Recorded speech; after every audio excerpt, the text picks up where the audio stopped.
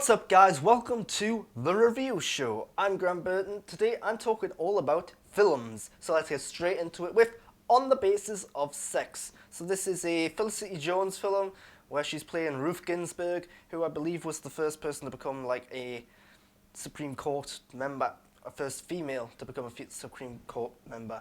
And on paper, this film should be great. It's all about how she grew up in a society that favoured men over women. It shows how there was so much sexism going on and how she basically changed that and paved the way for the society we live in now. And there's a lot of like courtroom stuff, a lot of like backroom stuff where they're going through like law and legal documents trying to find loopholes to make this new law to make things more fair and equal. And it's all great stuff on paper. Problem is the presentation of it just doesn't work. It's really not that interesting. Again, subject matter should be, it sounds like it is, but it's just really boring. Felicity Jones is great in the lead role. You've also got Armie Hammer there as her husband. He's good as well. But there's just something about the film. The pacing isn't great. It's a little all over the place, to be honest. Sometimes it's slow, sometimes it's really fast, and it's constantly going up and down in terms of how speedy it is. And the actual sets and costumes and so on are great. That's something that most films do actually get right these days. Yeah, there's something about the story and the way that's presented that just doesn't click. And I do think that what they're talking about and what they're doing is really interesting. It's just not being presented very well. You've got Sam Waterston in there and Stephen Root in there as the kind of villainous people trying to keep to the old-fashioned ways. And it keeps building up to what eventually becomes where she obviously wins the case and so on. But yeah, on the basis of sex, not that interesting. A bit disappointing, to be honest. Arctic. This is the Mads Mikkelsen film where he plays a person, an unnamed person, who crash lands in a plane in the middle of the Arctic. We don't see the crash landing. It starts well. He's well into the Arctic already, and he's basically stranded there trying to survive, trying to find a way out. That's all this film is. It's not the most original idea we've ever seen. There are a bunch of films like this where there is like, right, he has one person or a group of people in the wilderness trying to survive. This, I think, is probably one of, if not the best example of this film. It's a great film. It's only about an hour and a half. You really get a sense of who Mads Mikkelsen's character is, despite the fact we never learn his name, despite the fact that he barely talks because he's got no one to talk to. But he exudes personality, charm, and charisma because it's Mads Mikkelsen. This is his best performance on screen by far. Again, it's weird because it's like he doesn't speak much and we don't know who he is. The extent in which he goes through this film physically and mentally is pretty amazing. The film does a good job at constantly giving him something to do. That it's not as if he's just like sitting there twiddling his thumbs waiting for a helicopter to come here. He's constantly either going out trying to catch fish or explore, trying to turn on his like radio signal thing, or he's trying to like snuggle up and keep warm or something. There's constantly something happening, and that's really good for a film like this. And the fact that it is only an hour and a half roughly really means that it kind of flies by. And I don't want to go into spoilers, but eventually he does get like a quest to do. There's a certain point where it's like, right, I can't just sit here and survive any longer. I've actually got to do something, otherwise I'm just never going to get out. And the quest that he goes on is harrowing, and you really get invested in him. Again, it's such a testament to his performance, how well this film works, because we never find out who he is, how he's there, why he's there, or anything about his backstory. And yet, his performance is brilliant. The mannerisms in which he does it, the determination in which he does it. And we get such a good idea of what he is as a person rather than all the specific details about him. I really can't praise his performance enough. A really good film, and I think you should check it out.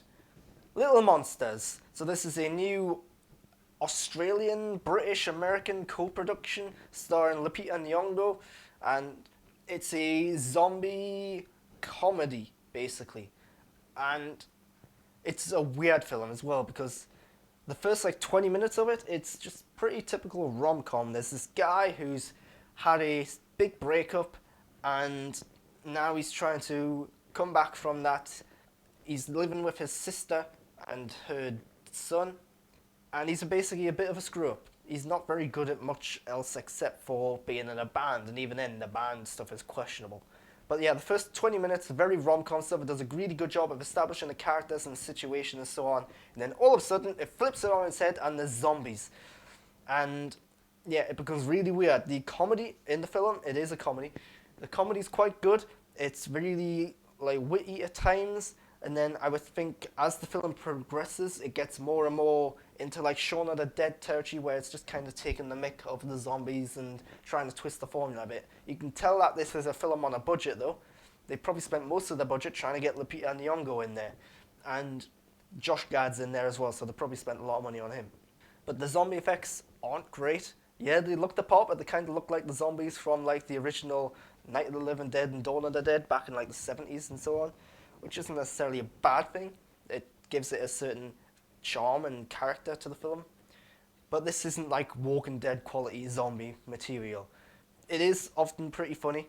There are some weird things going on towards the end with the zombies, where they do try to give this particular form of zombie its own quirk, I would say, without going into spoilers. The film does a good job of making the characters likable and relatable, but then the thing is, in the first like 20 minutes, when it is like a rom-com, you've got this lead guy, whose name I can't remember sadly, who is the main character. Then all of a sudden, when the zombie stuff starts happening, Lupita Nyong'o is the main character. It really shifts focus like rather abruptly, and it's odd. And because not many films do this, I think one film that comes straight to mind is Psycho, where you've got a main character for like the first like half an hour of the film, then all of a sudden, bang, that character's dead. Not to say that this guy dies. I'm not going to say whether he does or doesn't. That defeats the purpose. But they really do abruptly shift the focus from one character to another, and it sticks with that other character for the rest of the film. It's odd, and yeah, it makes you wonder why develop this character so much if later on they're just kind of going to be there in the background for the most part. Especially when Lupita Nyong'o's character doesn't have all that development and backstory. She only shows up about 15 minutes in or something. So, yeah. Little Monsters, it's an okay film. I wouldn't necessarily recommend it unless you're a big zombie fan. But yeah, it is pretty funny. There are some good little action beats in there. Josh Gad is pretty good in there too. I do actually like the acting overall. There's a lot of charm and character with this film. Stuber. This is Dave Bautista, Camille Nanjiani. Dave Bautista is a cop seeking revenge on someone who killed his partner. He's just had laser eye surgery though, so he can barely say a thing. And he gets in contact with an Uber driver, played by Camille Nanjiani, who he basically takes hostage essentially, and has him driving around town while he's trying to seek revenge. It's not the most original idea ever. You've probably seen something similar to this before. I think, what's the film, Collateral with Tom Cruise and Jamie Foxx? I've never seen it myself, but it sounds pretty similar to that, except that he's a hitman rather than a cop. And this is a funny film. Yeah, I think this film's actually a little underrated. While yes, the story is lacking, it is lacking in originality almost every way, shape and form. The chemistry between the two leads, Batista and Camille, is really good. They just bounce ideas off each other, they bounce comedy off each other. There's a lot of physical humor in there. Some of there's even like gory, like over the top, like action kind of moments in there. There's a hilarious moment in a supermarket where, without going into spoilers, their relationship kind of starts to fall apart and they just take it out physically on each other, and it's hilarious. I like this film quite a bit. I like this film more than I probably should have. I think Dave Bautista is a really talented actor, especially in the comedy genre. I think he's really smart with the roles that he's picked, and this is another example of like, he's perfect for this character. And putting him in there with Camille, so much chemistry. The fact that you've got one that's like a much more standard, like geeky, nerdy guy who can barely do much except talk and give off one-liners, and you've got this big muscle-bound guy who's very much like a man's man, old-fashioned kind of things, like tough as nails and so on. So they do balance each other out weakness-wise. The film does have some twists in there which aren't great. Again, the story is the weakest part of the film. The fact that it is so predictable and so on the nose at times. You know exactly how the film's going to end. You know exactly what the twists are going to be. But it's a fun ride. And again, I like this film more than I should have. The Report. This is an Adam Driver film on Amazon. It has came to some cinemas. All about how basically after the events of 9/11, the CIA basically started using advanced interrogation techniques, aka torture. So someone, Adam Driver's character, is sent out to investigate this to see did they actually do it, and if they did it get the results that they wanted? And the film is intense at times because Adam Driver's character and the performance he pulls off is so like focused and determined at times. He is adamant on trying to get the answers. He's adamant on getting this information out there. And one of the big things about the film is how close is he getting to the material he's studying, and is it worth it? The film does a good job at really making you question, right, so the CIA, they did torture people. Should they have? And that, I think the film does take a stance on that by the end of things, but there is still so much in the air. It's like, right, at what point do you say, no, that's not good, or what point do you think, no, that doesn't work? And I think the film does a really good job at saying, right, here's what they did, here's how they did it, should they have, and should they have done it to this person? The problem, though, is that it's not the most interesting film ever. The subject matter is interesting, but a bit like how I was talking about On the Basis of Sex earlier, something about the way it's presented isn't. I loved how it's almost in like a timeline fashion. You've got these on-screen graphics where they go through little time zones, and it feels like you're like popping in and out of like someone's life throughout the film. I like that bit on it, but it feels like they're rushing through so many elements because this is a larger story that takes place over like what must have been like 10, 15 years or something overall. And it feels like there's a lot of stuff that they're just brushing by or just mentioning in passing and so on, where this, I think, could have made a really good TV show. There's a TV miniseries called The Looming Tower. There are characters in that show, obviously played by different actors, who pop up here. This feels like it very much could have been a sequel to series to that if they made it a series. So, interesting premise, interesting story, not brilliantly executed because it is so much of just Adam Driver shouting and being so focused and passionate about what he's doing. It is a good performance from him. You've got a bunch of stars in there. You've got Annette Bening in there as his boss, essentially. And I like the themes and the messages of the film, but yeah, there's something about the way that's presented it. I think pacing-wise, it's not a fast film by any means, but it's not slow either. It's kind of just there, but there are bits where it like meanders a bit. I do think it's an important film, especially if you're into like how the CIA got the results it wanted and was it worth it. Wonder Woman Bloodlines is what I'm talking about now. Wonder Woman Bloodlines, yes, it is the latest DC animated movie in the DC universe. This is not a good film at all. It's so many ways it's just boring. It's a boring film. It feels like no one involved in the film actually cared about it, and the performances of Wonder Woman and a lot of the other characters, not every character, but most of the characters, feels like they're just reading from a script. It doesn't feel like they're getting any direction whatsoever. It feels like they're just going, right, hi, my name is Wonder Woman. There's no emotion behind it whatsoever. And this is a problem with a lot of the DC animated movies where it does feel like, right, they've hired this actor to do this, let's get them on the phone, let's record them doing their dialogue, and we'll just put that in later. The voice acting in this is just bad, plain and simple, on the whole. Again, there are one or two where they are clearly putting some effort into there. Adrienne Seymour, for example, from Orange is the New Black, she's clearly putting her effort in there. But what's this film actually about, though? It's both an origin story to Wonder Woman and fitting into the wider DC universe that they've got going on in the animated form here. But the problem with the origin story stuff is that it feels like it's just the live action stuff with Gal Gadot, but slightly twisted and changed here and there. And then you've got this villain, this like group of villains who aren't that interesting. You've got all these side characters who again aren't that interesting. It feels like they're throwing characters in there just for the sake of, oh, there's Cheetah, or oh, there's Poison, or whatever her name is. And yeah, the film lacks a heart, it lacks a soul. The animation as well, this is, again, a DC animated movie. Like the voice acting, they've clearly done it on a budget. They've clearly done it to a time limit. And I'm getting tired now of all of these DC animated movies looking exactly the same as one another and looking like animated TV shows from like the 90s. They need to move on, they need to get with the times, they need to put more time and budget into these so that they can actually stand out. And I get it that they are straight to home video things, so they're not going to be like, they're not going to look like the Lego movie or Spider-Man into the Spider-Verse or something, but they should look a bit better than what they do.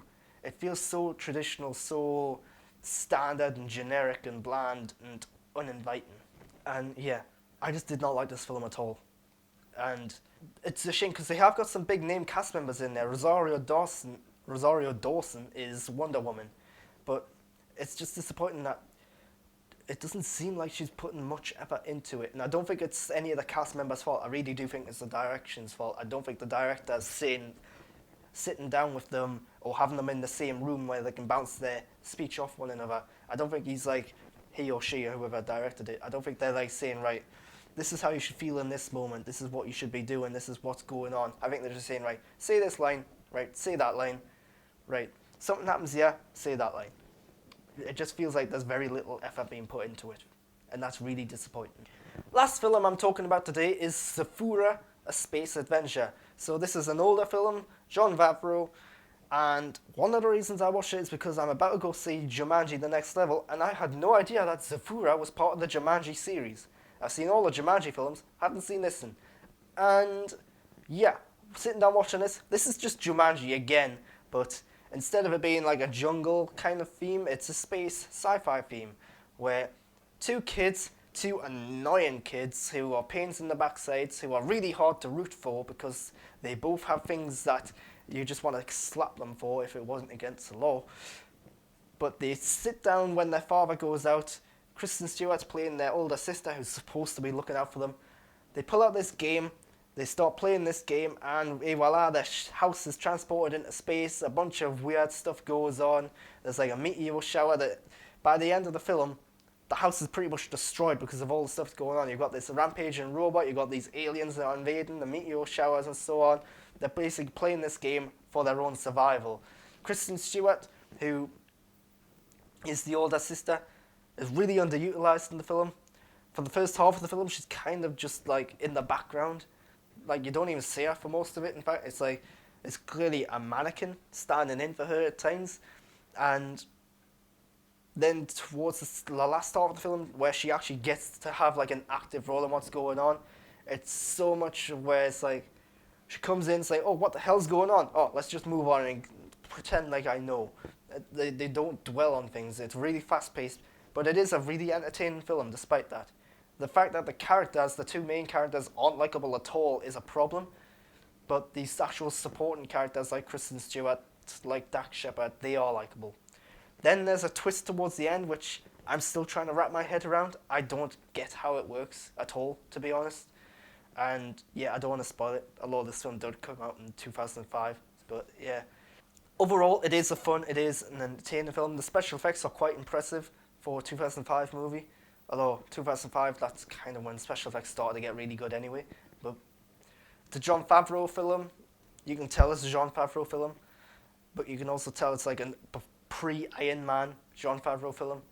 I do recommend this film. If you like the Jumanji films, particularly the latest Jumanji films, this is kind of just them, but with a space game instead of a video game jungle kind of thing. So yeah, that's Zathura. That's all the reviews I'm talking about today. I hope you've enjoyed this. If you have, subscribe to my channel. The more content like this I can make if you can subscribe. And I just spoke like Yoda for some reason. But subscribe to my channel, it makes a lot to me. And until next time, you can also go on to Twitter and Instagram. Follow me at _Grant Burton. Thanks for watching.